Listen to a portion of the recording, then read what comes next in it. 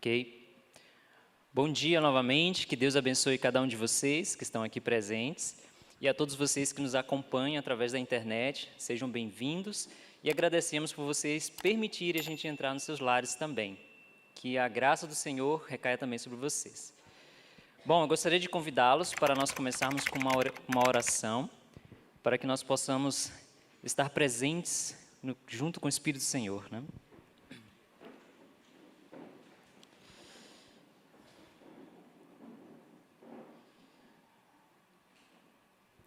Querido e amado Deus, nosso eterno e bondoso Pai, nós te agradecemos pela bênção, Senhor, de podermos estar vivos, respirando esse fôlego de vida que o Senhor nos deu. Agradecemos pela noite e por mais esse dia, Pai. Oramos para que Teu Santo Espírito se faça presente em nosso meio e em nós, e que Seus santos anjos estejam aqui conosco, nos dando sabedoria, entendimento, nos guardando, nos iluminando. Toma-nos nas Tuas mãos, eu te peço, Santo Deus, e que esta mensagem, Senhor, possa encontrar aqueles corações que necessitam ouvir. Em nome de Jesus Cristo, eu peço e agradeço. Amém.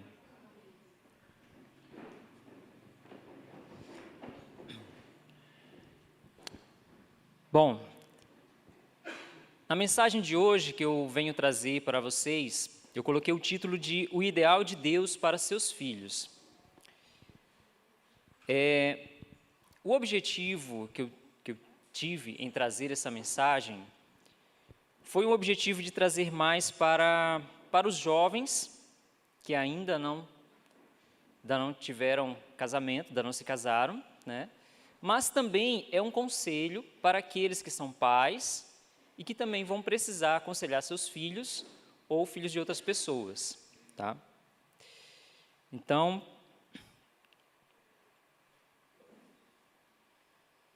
aqui.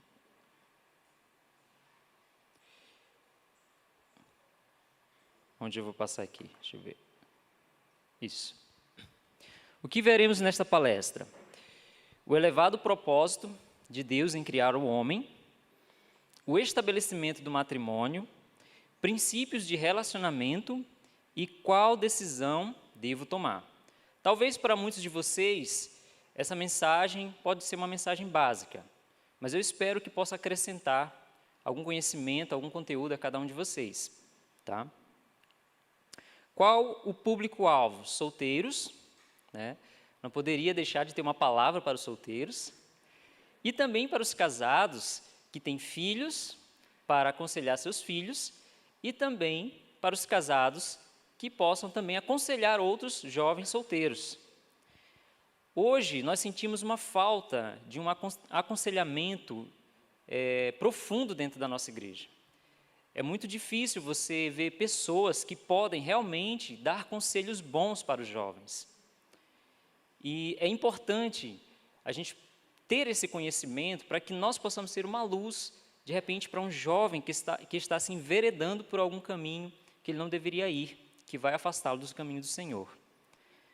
Então, por isso, essa palestra ela é boa para todas as áreas, né? Em primeiro lugar, nós vamos fazer uma pequena análise, uma rápida análise sobre a criação do homem, para nós tirarmos dali algumas lições profundas. Por exemplo, e disse Deus, Gênesis 1, 26, 28, façamos o homem à nossa imagem, conforme a nossa semelhança, e domine sobre os peixes do mar, sobre as aves do céu, sobre o gado, sobre toda a terra, e sobre todo réptil que se move sobre a terra. E criou Deus o homem à sua imagem, a imagem de Deus o criou, homem e mulher os criou. E Deus os abençoou, e Deus lhes disse, frutificai, multiplicai-vos e enchei a terra, sujeitai-a, e dominai sobre os peixes do mar, e sobre as aves do céu, e sobre todo animal que se move sobre a terra. Aqui nós temos vários pontos interessantes, que vamos depois avaliar com mais calma. Esse pensamento, que está em Gênesis 1, 26, 28, é importante para nós, para a gente poder compreender qual deve ser a nossa atitude com relação ao casamento, ao matrimônio, né? Em Patriarcas e Profetas 49 diz o seguinte, Deus fez o homem reto, deu-lhe nobres traços de caráter, sem nenhum pendor para o mal. Dotou-o de altas capacidades intelectuais e apresentou-lhe os mais fortes incentivos possíveis para que fosse fiel ao seu dever. A obediência perfeita e perpétua era a condição para a felicidade eterna. Sob esta condição, teria ele acesso à árvore da vida. Então, percebam, irmãos, que uma coisa que o ser humano mais busca nesta vida é estabilidade, é felicidade, né? É ter esse momento em que você vai encontrar um ponto na sua vida que você vai estar feliz constantemente. O texto diz que essa condição era a obediência perfeita, né? Então, primeiro ponto, se queremos ser felizes, precisamos ser obedientes a Deus, tá? Isso é um ponto que, jovem, você precisa considerar. Obediência a Deus. Nosso Criador, o trabalho é para a felicidade. Nosso Criador, que compreende o que é necessário para a felicidade do homem, designou a Adão o seu trabalho. A verdadeira alegria da vida é encontrada apenas pelos homens e mulheres do trabalho. Os anjos são diligentes obreiros, são ministros de Deus para os filhos dos homens, O Criador não preparou lugar algum para a prática estagnante da indolência. Esse é Patriarcas e Profetas, página 50. Tá? Então, a felicidade também está no trabalho. Isso também é um ponto relevante para que daqui a pouco nós possamos entender melhor o que isso tem a ver com o matrimônio, com o lar.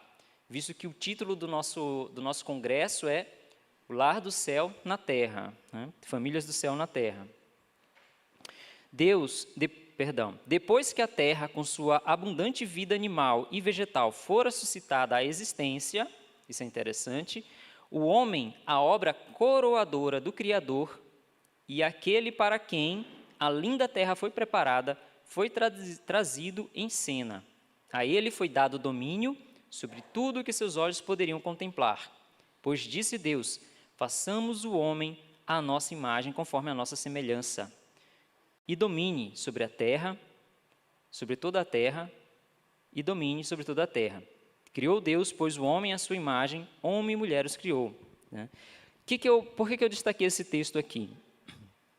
Porque aqui mostra que o homem, ele não era igual aos animais, e que o homem foi criado em uma estatura superior a todas as coisas da terra, para que estivesse sob seu domínio. O homem é a imagem de Deus na terra. Foi com esse propósito que Deus criou. E por que eu trago isso para nós antes de entrar nesse tema como forma de introdução? Porque hoje o casamento, o namoro, tudo isso está fugindo da razão. E o homem, ele é um ser racional. Nós somos seres racionais. Porém, os matrimônios que estão surgindo hoje estão colocando o homem, muitas das vezes, abaixo da esfera dos animais.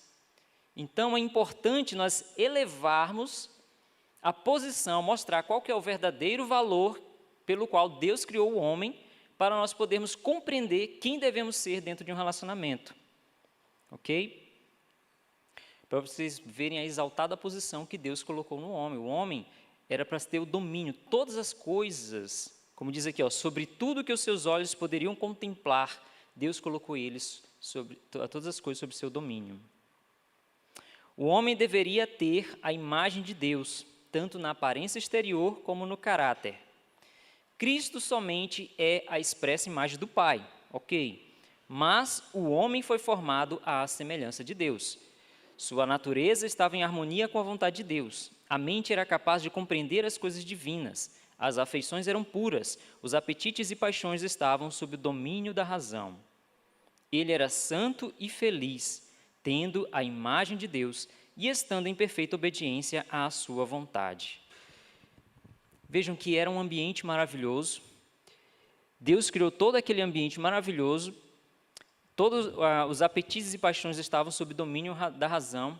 E tudo isso fazia o homem santo e feliz, tendo a imagem de Deus. Esse estado é o que devemos buscar hoje. Esse é o estado que devemos buscar hoje.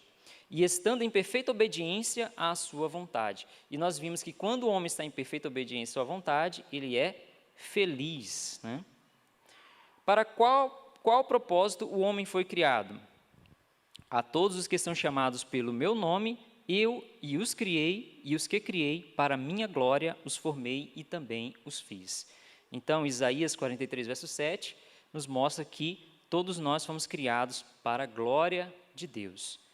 Esse é um pensamento que deveria estar em nossa mente, é um pensamento que nós deveríamos estimular as pessoas a refletirem sobre isso. Olha, você está nessa condição, mas você foi criado para a glória de Deus. Você não é para estar nessa baixa posição, você foi criado para a glória de Deus. É importante a gente sentir o valor que temos para Deus.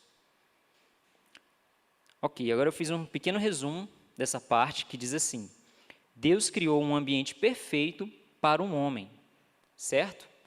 Essas são as fases da criação. Deus criou um ambiente perfeito para o homem. A condição para a felicidade do homem é perfeita obediência. O Criador deu trabalho para a felicidade do homem. O homem foi criado para ser representante de Deus aqui na glória, aqui na terra. Eu falei glória porque o texto falava, né, para a minha glória. E há um texto também que diz que a terra conhecerá a glória de Deus. E não é o brilho da glória de Deus, mas sim a glória que é o seu próprio caráter, através dos seus escolhidos, né? Ok, vamos considerar esses pontos para os jovens que ainda não tiveram nenhum relacionamento, não se casaram, e para os que já estão casados, esses pontos são importantes também para que você possa saber como se comportar dentro do seu casamento. Poxa, eu fui criado para a glória de Deus, eu preciso entender qual é o meu valor, né? E nós precisamos entender qual o valor que nós temos diante de Deus. O estabelecimento do matrimônio. Vamos lá. Agora nós vamos estudar um pouco sobre como foi estabelecido o casamento. O homem não foi feito para habitar na solidão. Ele deveria ser um ente social. Sem companhia, olha que texto interessante. Sem companhia, as belas cenas e deleitosas ocupações do Éden teria deixado de proporcionar perfeita felicidade. Mesmo a comunhão com os anjos não poderia satisfazer seu desejo de simpatia e companhia. Ninguém havia da mesma natureza para amar e ser amado. Amados, isso é maravilhoso. Deus criou o homem com necessidade de relacionamento. O interessante é que havia uma terra perfeita, havia a companhia dos anjos, e tudo isso, frutas à vontade, poderia tomar banho de cachoeira, banho de rio à vontade, poder ir para o alto da montanha quando quisesse. Isso não traria felicidade perfeita para o homem. Faltava alguma coisa. Esse ponto eu acho lindo e maravilhoso. Como que pode o homem ter um ambiente perfeito e ainda faltar algo para a sua felicidade? Deus celebrou o primeiro casamento. Assim, esta instituição tem como seu originador o Criador do universo. Venerado seja o matrimônio, Hebreus 13, 4. Foi esta uma das primeiras dádivas de Deus ao homem. Não é interessante? Deus tinha dado tanta coisa maravilhosa, mas o casamento foi uma dádiva. E é uma das duas instituições que, depois da queda, Adão trouxe consigo de além das portas do paraíso. Quando os princípios divinos são reconhecidos e obedecidos nesta relação, o casamento é uma bênção, preserva a pureza e felicidade do gênero humano, provê as necessidades sociais do homem, eleva a natureza física, intelectual e moral. Patriarcas e Profetas 46. Então, o casamento, ele nos remete ao Éden. Esse deve ser o nosso pensamento. Você que ainda não é casado, esse tem que ser o seu pensamento. O casamento me remete ao Éden. Ele foi estabelecido para preservar a pureza, felicidade do gênero humano, prover as necessidades sociais do homem. Ou seja, quando dentro de um casamento, a pessoa, digamos assim, a esposa, ela vive buscando companhias fora do casamento, amigas, fala só de amigas.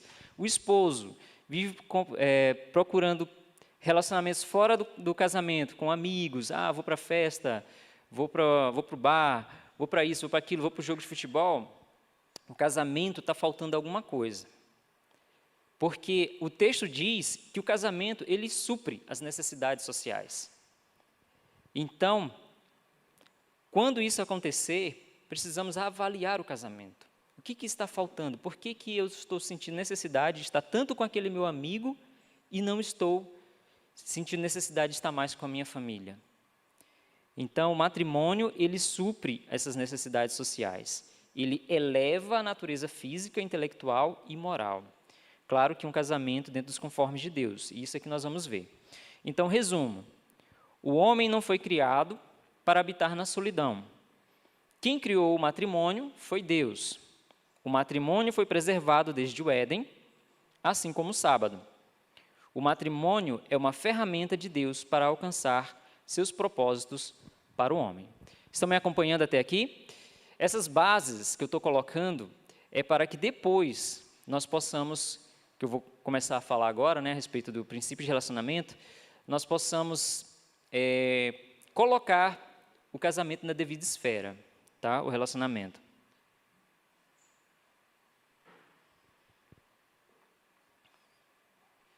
Muito bem, princípios de relacionamento. O que vem antes? Esse daqui vai ser principalmente para os solteiros e para os pais que têm filhos, para poder aconselhar, né? Quem deseja se casar precisa tornar o casamento um objeto de considerações sérias e atentas antes de dar um passo. Fazer uma escolha errada no casamento pode determinar o seu êxito ou fracasso nesta vida e na futura. Irmãos, isso é uma consideração muito séria, tá? Nesta vida e na futura, precisamos ter muita atenção nesse ponto. Outro texto. As ideias de namoro têm seu fundamento em ideias errôneas acerca do casamento. Irmãos, é interessante isso daqui, porque eu tenho 36 anos, eu sou adventista há 9 anos, e a minha vida toda, desde criança, eu assisti muito desenho animado, muito filmes, séries, e o interessante é que esse tipo de mídia, ele traz para você a ideia de que o casamento é algo suave, não é algo profundo. É algo que se não der certo, você separa. É algo que você não precisa levar em tanta consideração. Novelas, todas essas coisas vão incutindo em nossa mente ideias errôneas a respeito desse assunto tão profundo, que foi estabelecido por quem? Por o próprio Deus, lá no Éden. Você vê que os princípios que a gente percebe nessas mídias de hoje, eles demonstram coisas que totalmente derrubam os objetivos que Deus criou o matrimônio. Por isso, a importância de nós voltarmos para a palavra de Deus, para nós podermos compreender qual que é a vontade de Deus para a nossa vida, ou como diz o título aqui da minha apresentação, qual é o ideal de Deus para os seus filhos. Afeições formadas em tenra idade têm muitas vezes resultado em uniões infelizes ou em vergonhosas separações. As uniões precoces formadas sem o consentimento dos pais raramente são infelizes. Sabe que eu me lembrei desse texto aqui? Como eu falei, eu assisti muitos filmes. Eu via muitos e muitos e muitos filmes ensinando aqueles jovens que os pais não queriam que eles se casassem e eles acabavam passando por cima da autoridade dos pais, casando e eram felizes para sempre. Essa é a ideia que tem sido colocada na mente das pessoas, entendeu? Que na desobediência você vai ser feliz. Por isso eu coloquei aqueles textos no início sobre felicidade. Porque o que está se ensinando hoje é que na desobediência você pode ser feliz. As afeições juvenis devem ser refreadas até chegar o período em que a idade suficiente e a experiência tornarão honrosa e segura a sua manifestação. Os que não se refrearem estarão em perigo de arrastarem uma existência infeliz. Um jovem entre os 10 e os 20 é incapaz de julgar a habilidade de uma pessoa tão jovem como ele mesmo para ser sua companheira por toda a vida. Amados, esse texto foi escrito há mais de 100 anos atrás. Será que de lá para cá, esses jovens, digamos aqui, vamos pegar aqui os jovens de 20 anos de idade, será que um jovem de 20 anos de idade hoje teria essa maturidade? Se na época da irmã White, há 100 anos atrás, ela diz que entre 10 e 20 é incapaz, vamos pensar hoje, que cada vez mais o ser humano está degradando, cada vez mais. Então, o texto diz que as afeições juvenis devem ser refreadas até o momento, e nós vamos entender daqui a pouco, qual é o momento, como que você faz para entender que você realmente pode ter um relacionamento, pode buscar agora um matrimônio. Nós vamos compreender isso. Então, precisam ser refreadas, né? Porque os que não refrearem estarão em perigo de arrastarem uma existência infeliz. Isso é muito sério. Esse texto aqui é muito impactante. Caso aqueles que pensam em casar-se não queiram fazer amargas, infelizes reflexões depois do casamento, precisam torná-lo, o casamento, né, objeto de considerações sérias, atentas agora. Dado precipitadamente esse passo, é um dos meios mais eficazes para arruinar a utilidade de rapazes e moças. Interessante, né? Ele arruína a utilidade.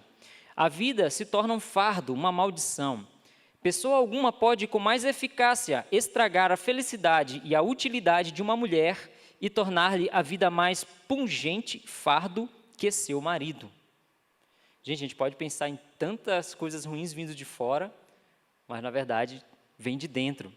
E ninguém pode fazer a 100ª parte para despedaçar as esperanças e aspirações de um homem, para lhe paralisar as energias e arruinar-lhe a influência e as perspectivas como sua própria esposa. Então, é muito sério. Disso depende a nossa felicidade eterna. É da hora de seu enlace matrimonial que muitos homens e mulheres datam seu êxito ou fracasso nesta vida e suas esperanças de existência futura. Você sabe aquela imagem que o mundo pinta, de que a pessoa diz assim, ou viver ou casar? Eu sei por que eles falam isso. É porque eles não têm os princípios de Deus para encontrar um bom pretendente. Porque realmente, cada dia mais se vê casamentos, se vê famílias sendo destruídas porque não fizeram reflexões importantes sobre com quem eles estavam se casando. Se eles tivessem parado para pensar, com certeza Deus poderia ter dado uma luz para eles. Mas hoje os casamentos estão se formando independente dos princípios de Deus, que nós vamos ver também esses princípios. E considerações práticas. A juventude confia demais no impulso. Alguém discorda disso? Realmente, os jovens confiam demais. Não deve entregar-se demasiado facilmente, nem deixar-se cativar muito depressa pelo atraente exterior do pretendente. O namoro, tal como é seguido hoje, é um artifício. Olha que palavra que encaixa perfeitamente, explica realmente como tem sido os namoros hoje. O namoro, tal como é seguido hoje, é um artifício de engano e hipocrisia. Por quê? Porque o rapaz, ele quer cortejar a moça, ele se mostra o cara mais belo, ele se mostra o cara mais educado, não é isso? A moça também, ela se veste bem, ela se pinta, ela faz tudo para alcançar aquele propósito. Então, é um artifício de engano e hipocrisia, com o qual o inimigo das almas tem muito mais que ver do que o Senhor. Se há coisa em que seja necessário bom senso, é essa. Mas o fato é que ele é pouco exercitado nesse assunto. Gente, muito profundo, hein? Nós podemos ver isso facilmente em qualquer lugar, que o namoro hoje é dessa forma mesmo. É um artifício de engano e hipocrisia.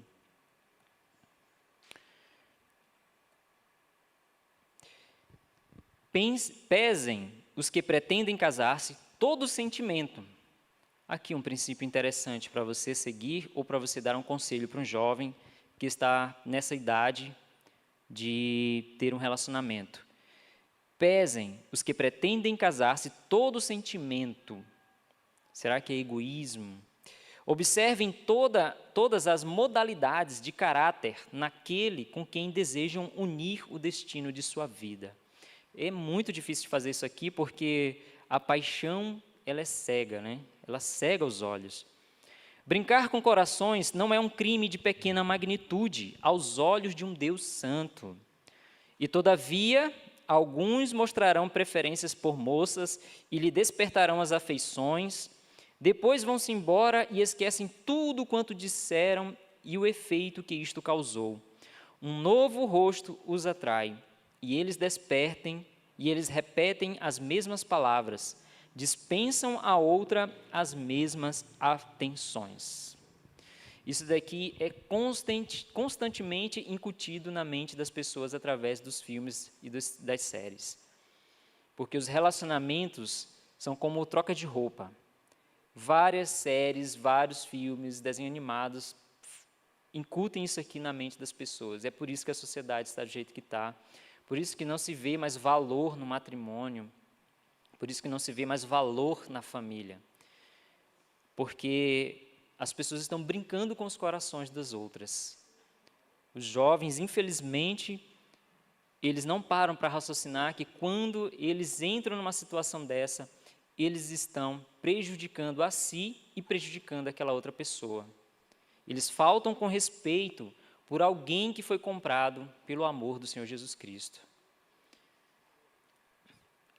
O jovem que anda em companhia de uma jovem e capta a sua amizade sem conhecimento dos pais dela, não desempenha um nobre papel cristão para com a moça e nem com os pais dela. Ó, isso é interessante, viu? Jovens, você que está nos assistindo em casa, se você vê essa atitude em uma pessoa, já fique de orelha em pé. Não avance. O texto é claro, que quando um jovem anda em companhia de uma jovem e capta sua amizade sem o conhecimento dos pais, ele não desempenha um nobre papel cristão. Já é um sinal vermelho para você não avançar. Seja todo passo em direção ao casamento caracterizado pela modéstia, simplicidade, sincero propósito de agradar e honrar a Deus.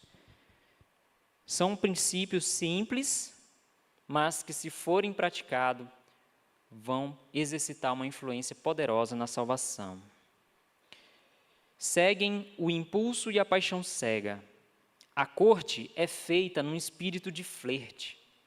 As partes transgridem com frequência as regras da modéstia e do recato e são culpadas de indiscrição, se é que não transgridem a lei de Deus. O elevado, nobre e sublime desígnio de Deus na instituição do casamento não é discernido. Portanto, as mais puras afeições do coração, os mais nobres traços de caráter, não são desenvolvidos. As pessoas estão hoje vivendo quase como animais. Elas se tratam como animais por instinto, por emoção. Não param para raciocinar no que elas estão fazendo quando estão se relacionando. Nenhuma palavra deve ser proferida, nenhuma ação praticada, que não querais que os santos anjos contemplem e registrem nos livros do alto. Deveis ter em vista unicamente a glória de Deus. Por isso eu comecei o texto falando que nós fomos criados para a glória de Deus, porque devemos ter isto em vista. O coração só deve ter afeição pura, santificada, digna dos seguidores de Jesus Cristo, exaltada em sua natureza e mais celeste que terrena. Qualquer coisa diferente é aviltante, degradante no namoro. E o casamento não pode ser santo e honroso aos olhos de um Deus puro e santo, a menos que seja segundo os exaltados princípios bíblicos. Podemos levar isso aqui para os jovens solteiros, também podemos levar isso aqui para os casados. Como tem sido a minha relação com o meu cônjuge? Preciso tomar essa posição de fazer do casamento um ambiente honroso aos olhos de Deus, puro e santo. Daí a importância de a gente ouvir a palavra de Deus, procurar saber qual que é a vontade de Deus para a nossa vida e verdadeiramente praticar o que precisa ser praticado. Resumo dessa parte: considerar seriamente o significado do casamento, fazer uma autoanálise se estou pronto para um relacionamento, levar em consideração o respeito ao próximo, levar em consideração que todos os atos estão sendo registrados. Então, meus queridos, devemos levar seriamente em consideração o que é um casamento, o que é um matrimônio, o que é um lar. Isso precisa estar em nossa meditação, precisamos estar refletindo sobre isso. Você que é jovem, será que estou pronto para um relacionamento? Reflita sobre o assunto. Converse com Deus, ore ao Senhor Jesus. A palavra de Deus diz que Jesus, Ele é um maravilhoso conselheiro.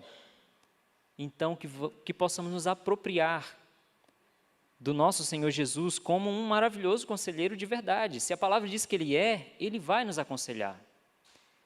Então, precisamos estar com Cristo. Quarta parte, qual decisão devo tomar? Ok. As maiores decisões da vida. Então, alguns de vocês já devem conhecer as 4 maiores decisões da vida, mas com certeza alguns não. Primeira, entrega a Cristo. Será que eu realmente tenho um relacionamento com Cristo? Será que verdadeiramente eu posso dizer que Cristo vive em mim? Se você pode, com toda transparência e sinceridade, falar assim, beleza, parta para o próximo passo. Escolha de um chamado. Qual é a vontade de Deus para a minha vida? Onde é que Deus quer que eu vá agir, atuar? Onde é que Deus quer me usar? Escolha de um chamado. É nesse ponto que você também vai buscar a sua formação, você vai aprender atividades práticas, você vai fazer o possível para você estar pronto para Deus poder te usar, para Deus poder te mostrar: meu filho, você é bom nisso, então eu quero que você trabalhe aqui, na minha vinha. Vai ser este tipo de obreiro, vai ser este tipo de missionário. Ok, depois que você se entregou a Cristo, você sabe agora qual que é o seu chamado, próximo passo: devo ou não devo me casar? Esse é outro ponto. É a terceira maior decisão da vida, o casamento.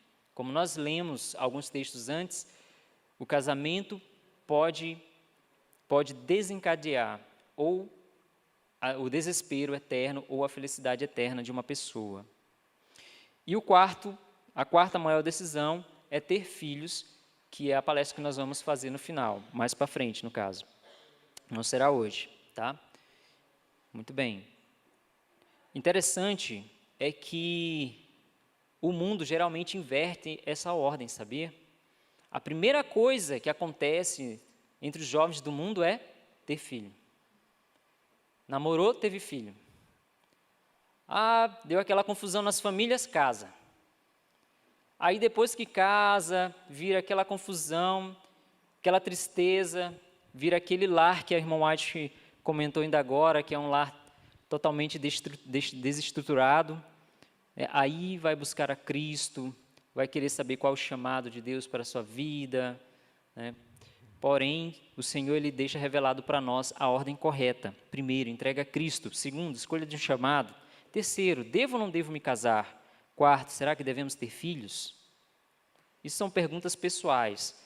O objetivo aqui da palestra é que você possa refletir qual que é o ideal de Deus para a sua vida. Pré-requisitos para um relacionamento. É Cristo o número 1 na minha vida? Você está ali pensando em ter um relacionamento, ou você conhece um jovem que está querendo namorar, então você pode direcioná-lo. Jovem, é Cristo o número 1 da sua vida? Faça ele refletir, faça ele pensar sobre isso, para que realmente ele possa tomar uma decisão correta.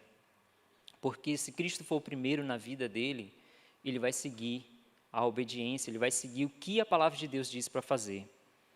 Segundo, já terminei minha preparação para a vocação da vida? Será que estou pronto para realmente assumir uma vida a dois? Será que estou pronto para poder ter ali um casamento ao qual não vou passar necessidades? Porque não é do desejo de Deus que a gente tenha um casamento para ser infeliz. Ele quer que nós possamos ser prósperos em nosso casamento. Físico, mental, espiritual e financeiramente também. 3. Essa pergunta é bem pessoal e cada um deveria fazer para si mesmo. Sou emocional, espiritual e financeiramente estável? Isso é uma pergunta que você faz para você e você faz para aquele pretendente também.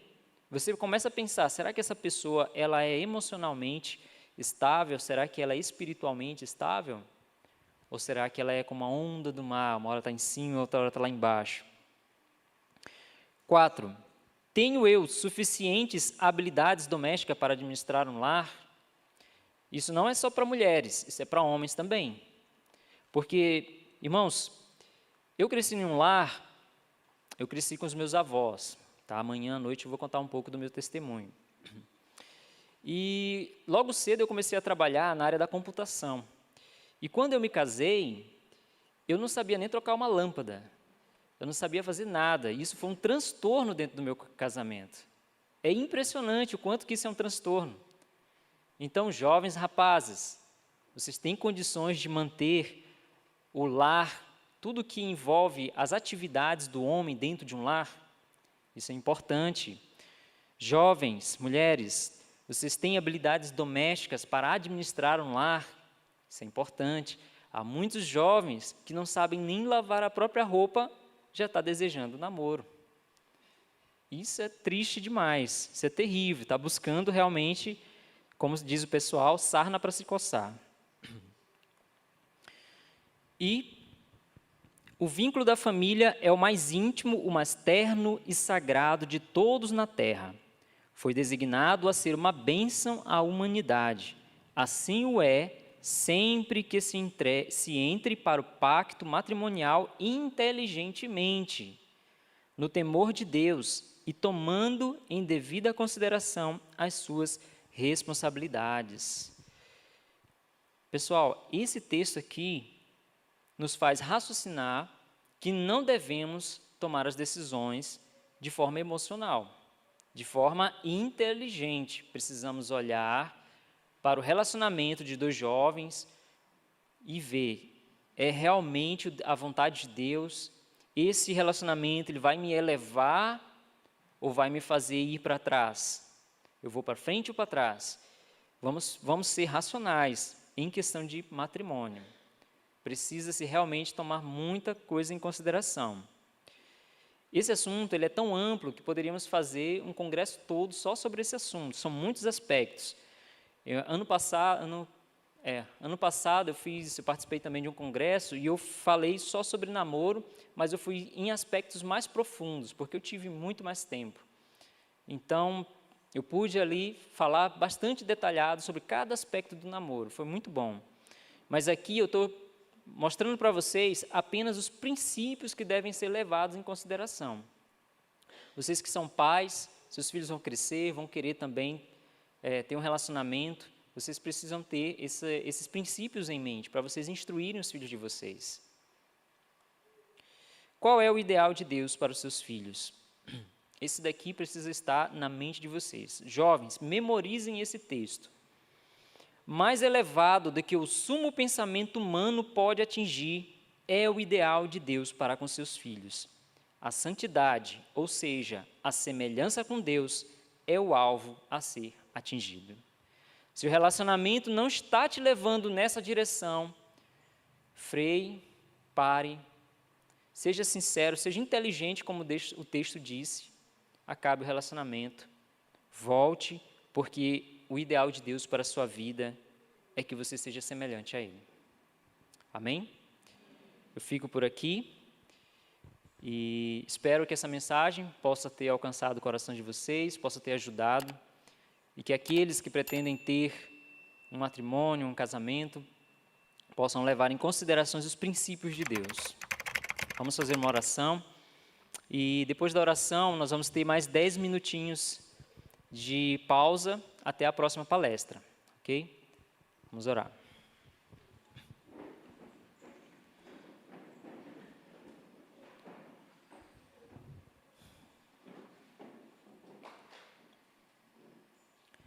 Pai Santo, que habita nos mais altos céus, te damos graças, Senhor, pela Tua palavra, que não deixa sombras de qual é a vontade sua para nós. Pai, muitas vezes tomamos decisões erradas, decisões que fazem com que a gente fique triste, Senhor. Mas sabemos, Pai, que a Tua vontade para nós é mais sublime do que podemos imaginar e que o Senhor pode transformar todas as coisas. Eu quero rogar, Senhor, por aqueles que desejam um dia, Senhor, ter uma família, que o Senhor possa dirigi-los, conduzi-los, guiá-los, e que eles possam ser sinceros contigo e entregar a Ti, Senhor, os seus desejos e as suas vontades. Eu oro também pelos casais que têm ou não têm filhos, que eles também, Senhor, possam entregar as suas vontades a Ti. Que os mesmos princípios que foram aplicados para os solteiros possam ser aplicados para os casados, Senhor. Que eles possam respeitar seu cônjuge um ao outro, que eles possam, Senhor, cada dia mais amar o seu cônjuge, que eles possam, Senhor, corrigir seus defeitos de caráter com a graça do Senhor Jesus Cristo, para que eles possam ser a semelhança de Cristo um para o outro. Deus amado, obrigado pela Tua palavra, obrigado por ter nos conduzido até aqui. Esteja com o restante da programação, oro pelo Seu Santo Espírito presente aqui entre nós, que Ele continue nos abençoando. Em nome do Senhor Jesus Cristo, eu peço e agradeço. Amém. Queridos, muito obrigado por me ouvir, que Deus abençoe a cada um de vocês.